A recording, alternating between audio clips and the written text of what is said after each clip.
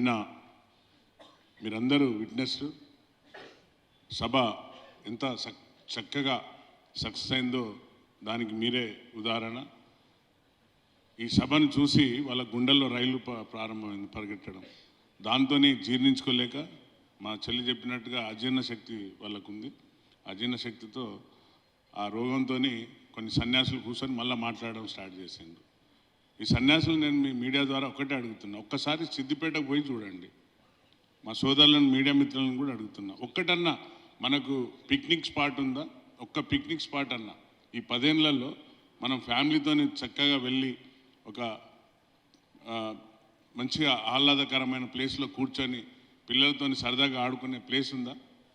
సిద్దిపేట, సిరిసిల్ల, కనీసం కరీంనగర్ పోయి చూడండి, పక్క ఖమ్మం చూడండి, వాళ్ళు ఎట్లా అభివృద్ధి చేసుకున్నారు. మరి ఇక్కడ ఒక మంత్రి ఉండే, చాలామంది దార్కారులు ఉండే, ఎమ్మెల్యేలు అందరూ ఏం చేసిండు? మరి ఇదంతా ఒక డ్రామారావు ఏమో పోయి ఢిల్లీలో పంటాడు, ఇంకో డ్రామారావు ఏమో మూసీ నది పక్కకు మంచిగా రూమ్లో ఫ్యాన్లు వేసుకొని పండుకుంటాడు కదా. పండుకుంటే మూసీ నదిని క్లియర్ చేయాలనే ఉద్దేశంతో, సంకల్పంతో మా ముఖ్యమంత్రి గారు చేస్తున్న అభివృద్ధి పనులు ఓరోలేక ఈ 2 చీకటి మిత్రులు, ఈ 2 కూడా ఈ చీకటి మిత్రులు కలిసి ఆడే నాటకాలు ఇవి.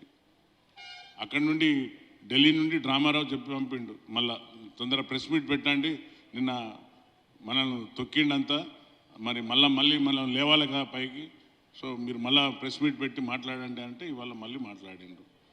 కనీసం ప్రజలు హర్షిస్తున్నారు. అంతమంది మహిళా సోదరిమణులు వచ్చి చాలా చక్కగా ఆనందంతో వెళ్ళిండ్రు.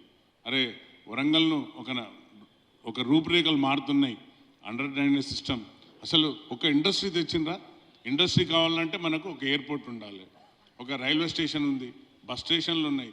ఇండస్ట్రీ డెవలప్మెంట్ కావాలంటే మనకు ఒక ఎయిర్పోర్ట్ కావాలి. 10 ఏళ్లలో మీరు ఎయిర్పోర్ట్ కోసం ఏమైనా చేసిండ్రా అంటే జీరో. ఇది ఒక ఎడ్యుకేషన్ హబ్గా ఉండే వరంగల్ జిల్లా అంటే ఒకప్పుడు.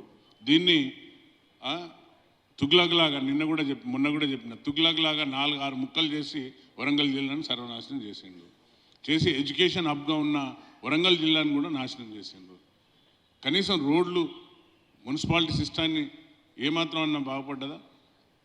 వేరే జిల్లాకు పోతే చాలా చక్కగా గ్రీనరీ ఎక్కడ పోయినా కూడా ఆ జిల్లాలన్నీ ఉన్నాయి. ఇంతమంది ఇక్కడ ఉండే ఎమ్మెల్యేలు, మినిస్టర్ ఉండే కదా, ఏం చేసిందని క్వశ్చన్ చేస్తున్నాను. చాలా సిగ్గు అనిపిస్తుంది వాళ్ళు మాట్లాడే చూస్తుంటే. అన్ని ప్రగల్భాల కుమారుడు, ప్రగల్భాలు పలకడం తప్ప ఒకటి కూడా వరంగల్కు కావాల్సిన చేసింది లేదు. కాలేజీ క్షేత్రాన్ని ఎంతో గొప్పగా అనుకున్నాం, మనం అయిపోతుంది అనుకున్నాం, కానీ అది ఉల్టి పిల్లర్లు పెట్టేసి మనకిస్తే మళ్ళీ అంత చక్కగా మా హన్మకొండ ఎమ్మెల్యే గారు దగ్గరుండి ఎన్నో విధాలు తీసుకొని వచ్చి దాన్ని కంప్లీట్ చేయాలని ఒక సంకల్పంతో చేస్తే దానికి కూడా విమర్శ. మేము కంప్లీట్ చేసిన దానికి సున్నాలు వేసినామని. పలుమార్లు మేము రైతుల దగ్గర పోయి వేడుకున్నాం.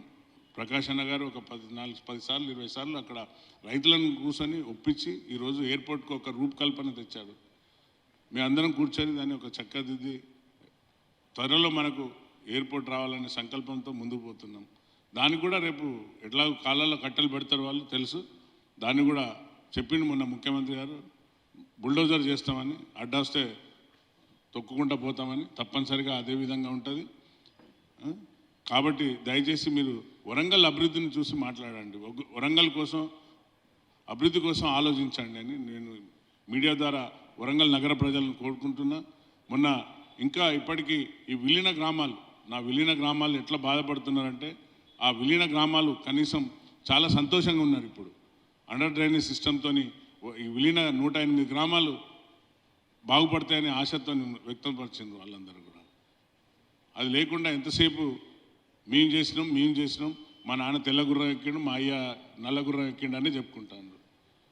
సాలిగా మీ కథలన్నీ ఆపి ఇక ప్రజలు మిమ్మల్ని చీకొట్టే పక్క పెట్టిండు. ఆయన కూడా ఇంకా సిగ్గు లేకుండా వచ్చి సన్యాసులాగా మాట్లాడుతున్నారు.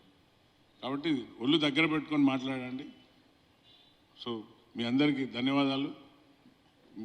ఈ యొక్క వచ్చినందుకు థ్యాంక్ యూ. జై హింద్. మీరు తెలుగులో అనర్గళంగా రాయగలరా?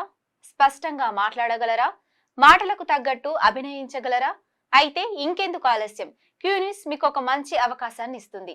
క్యూ న్యూస్ లో పనిచేయటకు లేడీ యాంకర్స్ కావాలను సంప్రదించవలసిన నెంబర్ 8688926084.